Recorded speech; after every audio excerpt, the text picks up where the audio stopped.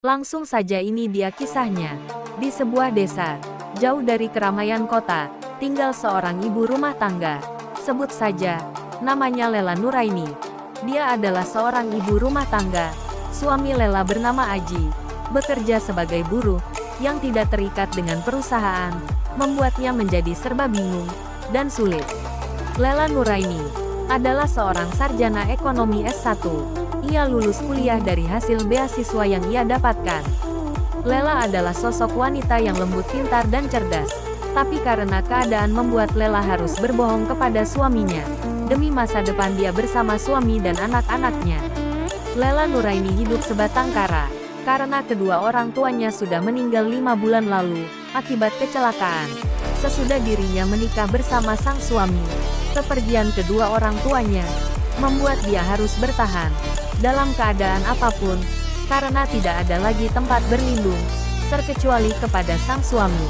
Lela yang sebelumnya bekerja di salah satu bank, sebagai karyawan bank, memilih untuk resign, karena ingin merawat anaknya, yang saat itu masih berusia 2,5 tahun, dan memutuskan untuk mengontrak bersama dengan suami, setelah lama ikut mertua selama 4 tahun, yang membuat hatinya terluka oleh omongan keluarga mertuanya. 1 tahun mengontrak, tak disangka Lela diberi kepercayaan hamil anak kedua. Tidak ada satupun dari keluarga suami yang menjenguk Lela, hanya suami yang menemani dirinya. Suaminya mengurus semua administrasi rumah sakit, sembari mengurus dia yang sedang dirawat, tanpa ada satu orang pun dari pihak keluarganya yang membantu suamiku. Membuat Lela meneteskan air mata. Memang begitu kejam keluarga dari sang suami. Kini bayi itu sudah berusia 2 tahun, dan sang kakak sudah 6 tahun. Lela yang masih belum bisa bekerja, ia mencari tambahan uang dari rumah. Banyak pekerjaan yang ia lakukan untuk membantu suaminya, termasuk menjadi penulis, menjadi penjual sambal atau menjadi pedagang. Waktu itu, sayang aku pinjam ponselmu. HP ku rusak, aku mau upload novelku. Sudah hampir setahun Lela menekuni dunia literasi. Awalnya Lela hanya hobi, namun tak disangka, dari menulis ia bisa menghasilkan uang, meskipun tidak setiap bulan mendapatkan. Bagi Lela yang tidak bisa pergi kemana-mana, untuk sekedar hiburan atau jalan-jalan, bersama keluarga, mensyukuri gaji yang ia terima dari hasil ia menulis, yang selalu habis untuk kebutuhan sehari-hari. Lela mengambil ponsel sang suami, lalu masuk ke dalam rumah, melihat anak-anak yang menonton televisi. Lela mulai menulis cerita di samping anak-anak, sekitar 2 jam. Lela selesai menyelesaikan tulisannya dan diupload ke salah satu platform menulis online. Tak lama suami menanyakan ponselnya. Mas sudah belum ponselnya? Iya sebentar sambil membuka menu pembayaran. Karena kemarin tanggal di mana ia mendapatkan pembayaran dari platform tersebut, melihat teman-temannya yang sudah menerima gaji, sedangkan dia belum bisa mengecek gajinya selama 3 bulan lalu. Karena ponselnya rusak, begitu ia melihat jumlah angka dalam bentuk dolar, akumulasi jumlah yang sudah diterima selama dia menulis, dia berlari keluar rumah untuk memberitahukan kepada sang suami pendapatan dan penghasilan ia selama 3 bulan, yang saat itu tidak sempat dia ambil uangnya. Sini, ini gajiku sekarang. Wah banyak sekali uangnya. Aku senang dan suamiku merasa senang dan gembira. Kami pergi untuk mencairkan uang itu. Alhamdulillah, ini sudah lebih dari cukup. Setelah uangnya sudah aku ambil, kami pulang, menuju pasar untuk belanja kebutuhan sehari-hari, belanja keperluan anak sekolah, dan membayar hutang-hutangku kepada tetangga, teman dan saudaraku, hutang biaya aku selama lahiran di rumah sakit, hutang membayar kontrakan, dan kebutuhan sehari-hari, karena gaji suamiku tidak cukup untuk memenuhi kebutuhan kita sehari-hari. Ketika semua sudah ia bayarkan, alhamdulillah uang itu masih tersisa, meskipun tak banyak, tapi semoga ini cukup untuk kebutuhan sehari-hari. Selama 1 bulan, setelah tiba dia di rumah bersama sang suami, ia bergegas menuju konter untuk menyervis ponselnya yang rusak. Alhamdulillah rusaknya tidak begitu parah, hanya chargernya yang rusak dan harus diganti. Kira-kira biayanya berapa Pak? Untuk ganti charger? Sekitar 100.000. Ya sudah ganti Pak. Aku menunggu ponselku yang sedang diperbaiki. Sekitar 30 menit. Aku menunggu, akhirnya selesai. Dan ponselku kembali bisa aku gunakan. Aku langsung mengecek ponselku. Ternyata banyak yang memesan sambal kepadaku. Aku kaget saat itu. Wah, ini bisa jadi usaha baruku. Menjadi penjual sambal di aplikasi TikTok dan menjadi konten kreator.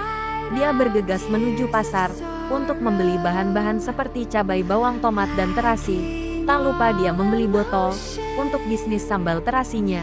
Tak lupa ia membeli kebutuhan dapur seperti beras, minyak goreng, dan lain-lain. Dan belanja kebutuhan anaknya, Ikal dan Aira, semoga mereka suka. Setelah semua sudah dibeli, ia pulang bersama suaminya. Di perjalanan, Lela tak henti-hentinya mengucap syukur atas rezeki yang ia dapatkan. Sesampainya ia di rumah kontrakannya, ia disambut Ikal dan Aira, anaknya. Ini mama bawakan jajanan untuk kalian berdua. Lela meneteskan air matanya. Maaf nak, selama ini mama tidak bisa membelikan apa-apa kepada kalian, ucap batinnya. Asik, makasih ma. Senyuman anaknya yang gembira ketika melihat jajanan dan mainannya membuat ia merasa senang dan bahagia. Kemudian dia duduk untuk beristirahat dan melihat anak-anaknya yang tengah makan dan bermain dengan mainan barunya. Lela menangis dan meneteskan air mata, mengingat ucapan keluarga mertuanya yang menggores luka di hatinya. Selama ia tinggal bersama di rumah mertua, ia ingin membalas dan membuktikan kepada keluarga mertuanya, aku pasti bisa menjadi orang sukses nanti. Membuat ia menjadi lebih semangat, bekerja keras untuk meraihnya. Tak lama, Lela berbaring sambil menulis novelnya. Wanita itu selalu memanfaatkan waktu istirahatnya untuk menulis novel karyanya. Entah novelnya ada permintaan atau tidak, ia selalu menulis, karena hanya dengan menulis ia bisa mengeluarkan unek-unek di dalam hatinya. Tiba-tiba, Aira, anaknya. Ma, aku lapar, ucap Aira, anak pertamanya. Astagfirullah, mama lupa belum masak, disambut sang suami. Iya mah, bapak juga lapar. Lela bangun dari tidurnya, menghentikan menulis novelnya. Ya sudah, tunggu, mama akan masak dulu. Lela berjalan menuju dapur untuk memasak makan siang, dibantu suaminya yang saat itu sudah lapar. Sekitar 30 menit akhirnya selesai. Mereka makan siang bersama keluarga kecilnya. Selesai makan, Lela menidurkan anak-anaknya, yang saat itu sudah mengantuk. Tak lama Lela selesai menidurkan kedua anaknya. Ia bangun berjalan menuju suaminya. Besok aku mau membuat sambal terasi, karena ada banyak permintaan sambal terasiku. Kamu jualan di mana mah? Ucap suami. Aku jualan di TikTok. Oh begitu, ya sudah, nanti besok bapak bantu mama, sembari tersenyum manis kepadaku. Ini adalah bisnis mama yang pertama kalinya.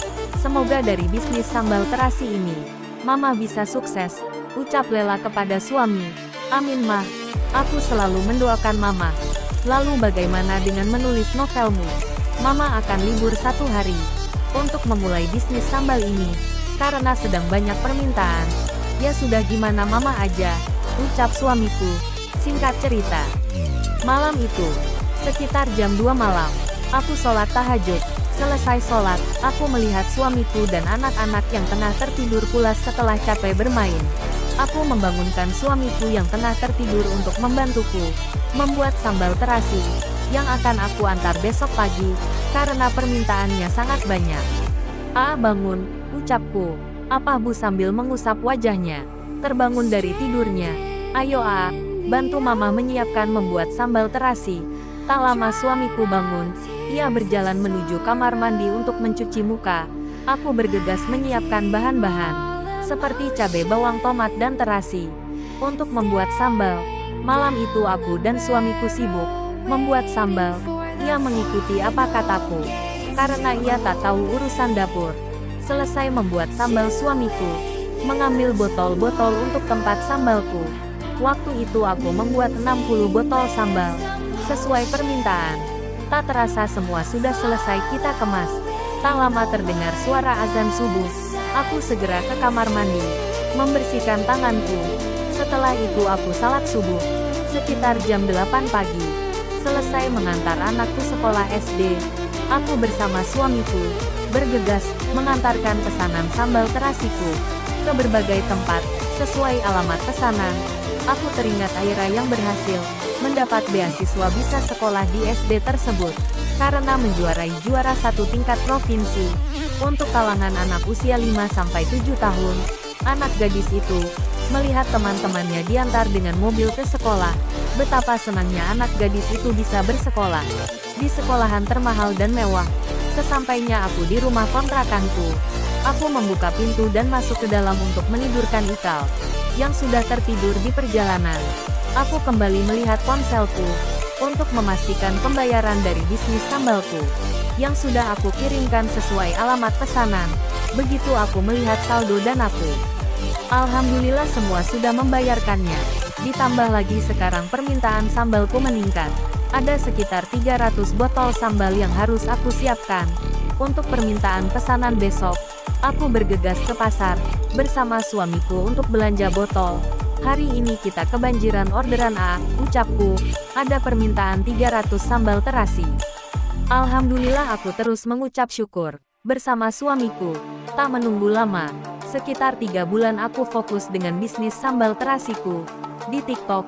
Ditambah lagi hasil dari aku menulis novel, akhirnya aku bisa membangun rumah, sembari membuka toko untuk berjualan di rumah kami.